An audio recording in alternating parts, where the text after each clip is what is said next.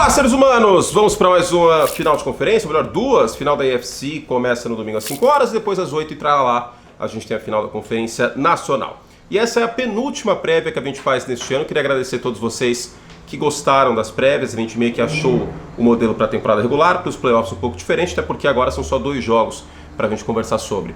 Então eu separei essa prévia em 2 partes. Esta parte aberta, que eu falo aí as histórias, as narrativas principais para o jogo.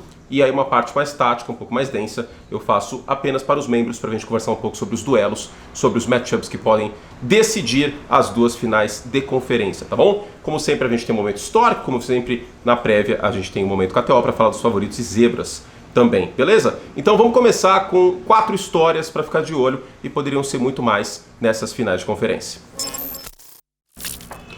Bom, a primeira história para ficar de olho é o Brock Purdy finalmente jogando uma final de NFC. Eu sei que ele entrou no jogo do ano passado, janeiro do ano passado, contra o Philadelphia Eagles, mas em meio àquele hit que toma do Haason Reddick no primeiro quarto, ele sai, não volta mais, e com ele acabam as chances de São Francisco ser competitivo contra o Philadelphia Eagles na final da NFC no ano passado.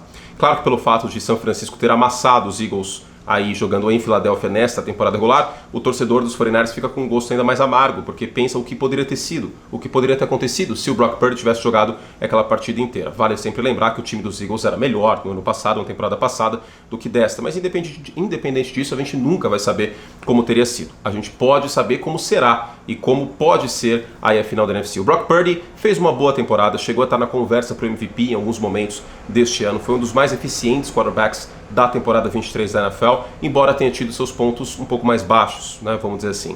Aquela sequência de 3 jogos que foram derrotas de São Francisco, o jogo contra Minnesota, ele estava com sintomas de concussão, muito provavelmente, teve interceptação no segundo tempo, embora tenha feito um início melhor de partida. Contra os Browns ele conduz a campanha da vitória e o Muri acaba errando um field goal de 40 jardas. Então, quer dizer, teve momentos ruins? Teve, sobretudo, um potencial Super Bowl, caso Baltimore e São Francisco passem, que foi o jogo contra Baltimore no Monday Night Football na reta final de temporada, no qual o Brock Purdy foi interceptado 4 vezes. Eu falei o lado ruim, mas vamos falar do lado bom, de um lado muito bom. Eu acho que São Francisco chega com o melhor conjunto que já teve numa final de conferência na era Kyle Shanahan. O Jimmy Garoppolo nunca realmente, para além do torcedor dos 49ers mais fanático e mais apaixonado pelo Garoppolo, nunca passou tanta confiança pro todo como, na minha visão, Brock Purdy passa para quem não tem nada a ver com isso, para quem não torce para São Francisco. Então, em meio a isso, existe mais confiança, mas não existe um momento tão bom como já teve. Engraçado isso, né? Quando São Francisco ganha de Minnesota e ganha dos Packers e chega no Super Bowl, talvez o momento para enfrentar os Chiefs no Super Bowl 54, temporada de 19, fosse um pouquinho melhor do que o momento dessa vitória sofrida que foi contra os Packers. Mas foi uma vitória. Eu sei que a preocupação é possível, só que é diferente. Você tem agora o Brock Purdy jogando, você tem o Christian McCaffrey, que você não tinha em 19, e você tem uma defesa que melhorou na reta final de temporada. São Francisco é favorito, daqui a pouco eu falo sobre isso aí ao longo do vídeo. Mas, dito isso, o Brock Purdy entra um pouquinho pressionado nesse jogo para tentar apagar um jogo, né, que terminou bem. Vamos dar o mérito para ele conduziu a campanha da vitória, a campanha da classificação para a final da NFC, mas o resto do jogo teve momentos ruins, ele poderia ter sido interceptado pelo menos 2 vezes. Agora, a segunda história para a gente ficar de olho é o Jared Goff fora de casa, porque o rating do Jared Goff em casa no Ford Field e fora de casa nessa temporada, ele cai coisa de 15 pontos. E o Ford Field foi a cova do leão dessa temporada, né? Porque os Lions fizeram 2 bons jogos no Ford Field, 2 bons finais de jogos contra os Rams e contra o Tampa Bay Buccaneers. Agora o Jared Goff e o Detroit Lions viajam para fora do covil aí do Ford Field e vão para o Levi Stadium, no qual é muito difícil você ganhar em pós-temporada, né? O histórico recente pesa bastante em favor de São Francisco. Vale lembrar esse exemplo que eu dei, a última final de conferência em 2019, que o San Francisco 49ers jogou em casa e simplesmente amassou o Green Bay Packers. Eu vou falar sobre no vídeo de duelos, mas para além de Brock Purdy, para além de Jared Goff, olho no Christian McCaffrey contra a defesa terrestre de Detroit. Talvez esse seja o duelo-chave dessa partida. Agora vamos para a final da AFC que começa antes no domingo, e eu não poderia começar com outra história que não fosse Lamar Jackson. O Lamar finalmente conquistou sua segunda vitória em pós-temporada, uma boa vitória, diga-se, contra um Houston Texans bastante quente. O Lamar Jackson queimou blitzes no segundo tempo, leu a defesa como um quarterback tem que fazer, passou a bola de maneira eficiente na red zone e protegeu muito bem a bola, coisa que ele vem fazendo nessa reta final. Ah, mas o Lamar Jackson só jogou bem na reta final. Não é verdade. Inclusive, os Ravens venceram os 2 times que estão do outro lado. Os Ravens amassaram o Detroit Lions nessa temporada e os Ravens amassaram o San Francisco 49ers nessa temporada. E o jogo contra Detroit foi bem mais cedo no ano. Foi um dos melhores jogos do Lamar Jackson e foi na primeira metade de temporada. O Lamar merecidamente é o favorito e deve ser o MVP dessa temporada. Lamar busca fazer algo que o Patrick Mahomes fez no ano passado, ser MVP e campeão do Super Bowl. Isso não acontecia desde 1999 com o Kurt Warner e o Greatest Show on Turf. Lamar Jackson vai ter à frente dele uma das melhores defesas da NFL, mas uma defesa que não está 100%.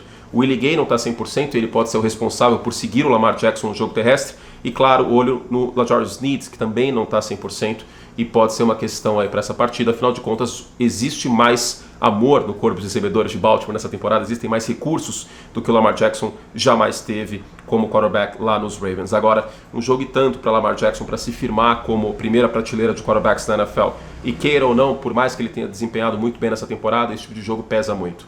Um jogo em casa, no qual os Ravens são favoritos, contra o melhor quarterback da NFL, que é o Patrick Mahomes. Vai ser bastante especial.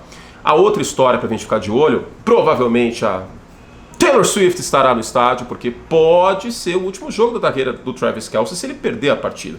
Isso pode acontecer. O Jason Kelce já aposentou, o Travis Kelce tem 34 anos, caiu de desempenho neste ano, é só um rumor, não tem nada de fonte, nada de oficial, só que existe esse burburinho no ar até pela questão de saúde do Travis Kelce. Ele começou o ano machucado e pode ser que ele esteja de saco cheio de tomar pancada, vamos falar o português correto. Vale lembrar que o Rob Gronkowski é contemporâneo do Travis Kelce e já aposentou, por exemplo. Então, em meio a isso, a gente pode ter Kansas City um pouco motivado para tentar levar o Travis Kelce até o Super Bowl e aposentar com um título, mas antes tem que brigar para trazer o Lamar Hunt Trophy, troféu da Conferência Americana, de volta para casa, de volta para Kansas City. Vai ser um jogo muito especial. Inclusive, as últimas partidas entre Chiefs e Ravens foram para lados especiais.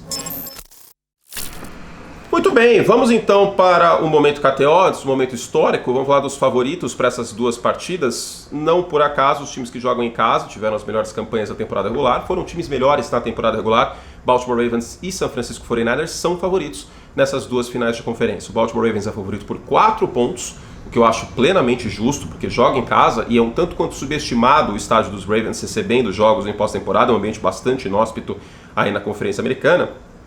E do outro lado, aliás, é a primeira vez que os Ravens sediam uma final de conferência americana. O Baltimore Colts já sediou na final de conferência, mas aí é outros 500, né? Baltimore Ravens é a primeira vez. E o San Francisco 49ers é favorito por 7 pontos contra o Detroit Lions. Será que é o fator Jared Goff? Será que é o fator aí que o pessoal não está esperando muito, que os Lions se apresentem? Eu acho que 7 pontos, dada a última partida dos 49ers contra os Packers, é muita coisa, hein? Então, se você quer testar seus conhecimentos, lembrando para maior de idade apenas, entre em kto.com e com o cupom CURTE20, aproveitem, tá no final da temporada, final de conferência, depois do Super Bowl, você tem 20% de bônus no seu primeiro depósito. O cupom é CURTE20, aproveita lá em kto.com.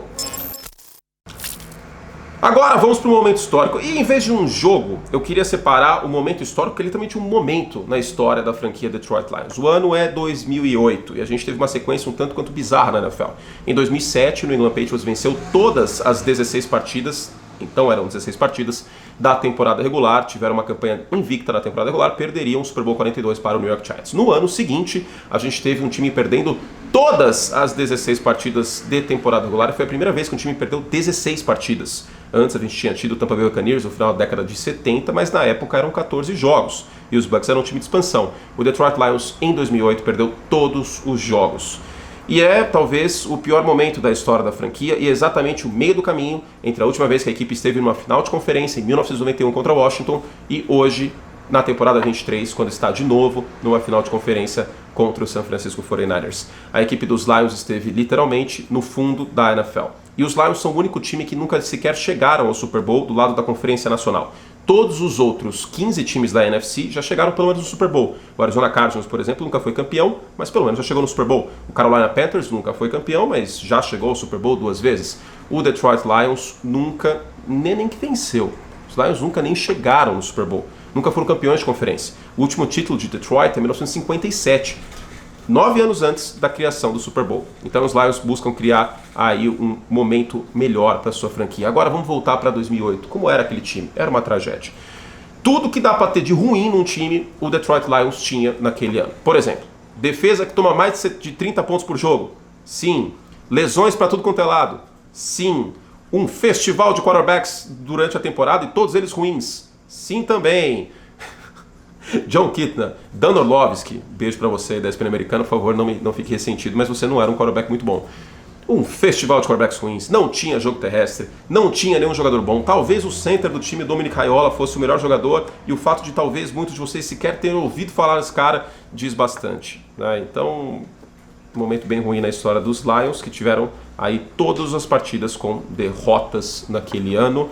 E eu vou falar mais sobre esses Lions de 2008 no vídeo na semana que vem. Fiz um top 7 piores times da história da NFL e obviamente o Detroit Lions estará neste ranking, tá bom? Agora, tem a parte positiva disso tudo. Se não fosse aquele time, o Detroit Lions não teria draftado o Matt Stafford no ano seguinte e não teria trocado o Matt Stafford pelo Jared Goff.